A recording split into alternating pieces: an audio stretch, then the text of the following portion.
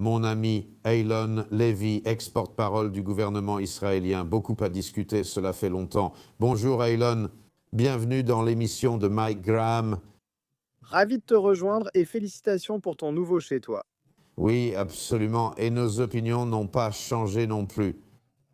Et je regardais ton compte Twitter ce matin, Eylon, et nous avons quelques sujets à rattraper, mais c'était vraiment un rappel terrible en fait.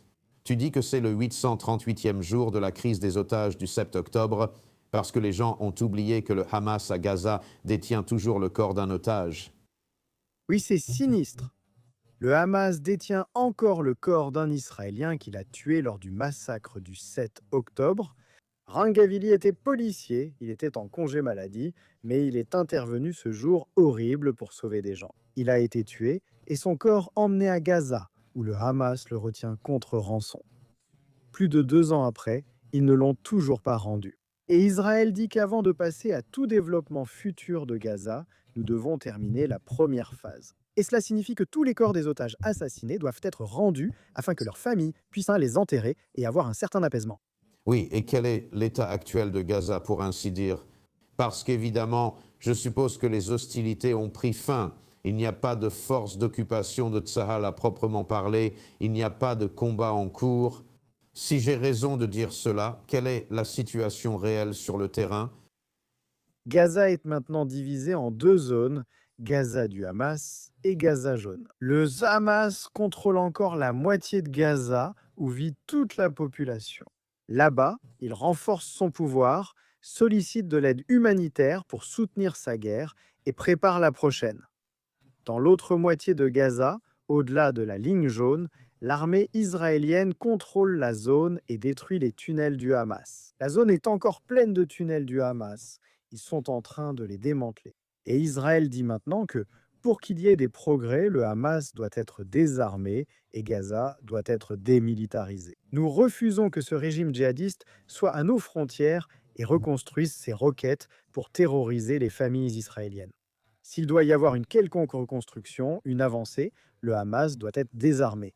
Et c'est le sujet tabou dont la plupart des gens ne veulent pas parler. Oui, car ce sujet a en quelque sorte disparu de l'agenda ici, et j'ignore la situation ailleurs. Je veux dire, évidemment, le président Trump a évoqué la création d'un conseil de gouvernance pour Gaza, si vous voulez. Tony Blair et Keir Starmer ont été évoqués. Où cela en est-il? Le président Trump a mis en place un nouveau gouvernement de Gazé, composé de technocrates palestiniens locaux. Et ils seront supervisés par un autre conseil exécutif, principalement des Américains et Tony Blair. Je leur souhaite bonne chance s'ils veulent la paix. Le problème est que c'est un gouvernement en exil, absent sur le terrain.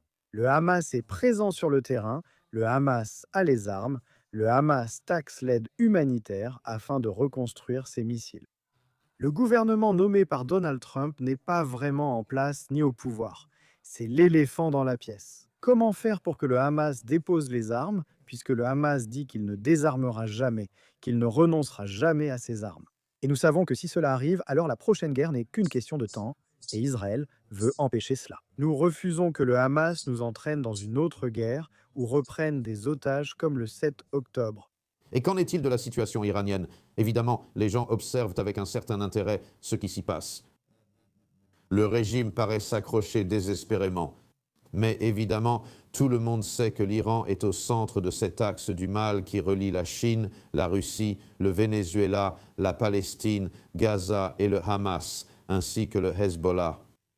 Mike, pour être franc, personne ne sait vraiment ce qui se passe en Iran, car le régime a coupé Internet pour cacher la répression violente des manifestants. Des rapports indiquant que des milliers, voire des dizaines de milliers de personnes ont été tuées par le régime. Donald Trump a menacé les dirigeants iraniens après qu'ils l'ont provoqué sur Twitter, disant que s'ils faisaient un faux pas, il allait les rayer de la carte. Un groupe aéronaval américain quitte la mer de Chine méridionale pour le Moyen-Orient. Tout le monde attend ici, se demandant si et comment Donald Trump frappera le régime iranien. Bien qu'il leur ait interdit de tirer sur les manifestants, ils l'ont fait quand même. Tu as raison, le régime iranien a surtout soutenu le Hamas. Il a soutenu le Hezbollah, les Houthis et d'autres milices djihadistes radicales au Moyen-Orient, qui ont semé chaos, instabilité, mort et destruction dans la région.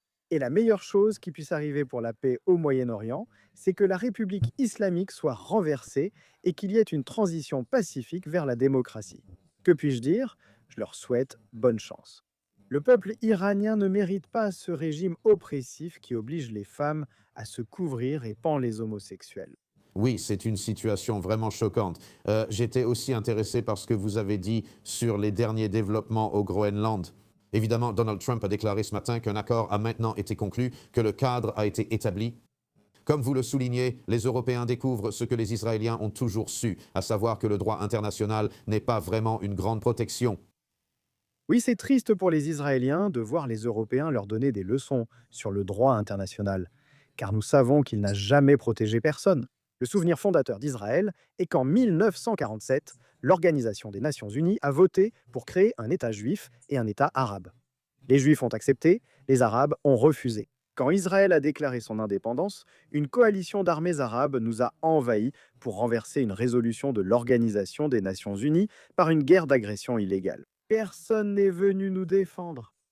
L'expérience d'Israël a montré que les résolutions et traités de l'Organisation des Nations Unies ne vous protègent jamais. Quand des terroristes décident de vous attaquer et de vous mener une guerre d'agression. Et donc je pense que les Européens commencent maintenant à se réveiller et à réaliser qu'ils vivaient un peu dans un monde imaginaire. Ils pensaient qu'il existait quelque chose appelé le droit international qui allait les protéger. Mais tout cela n'était que de la politique de puissance, ce n'était que de la politique de puissance depuis le début. Oui, exactement. Aylon, écoutez, c'est un plaisir de vous retrouver. Merci beaucoup d'être à nouveau avec nous. Félicitations pour la nouvelle émission à venir. Merci beaucoup, vraiment. Aylon Levy, ici présent.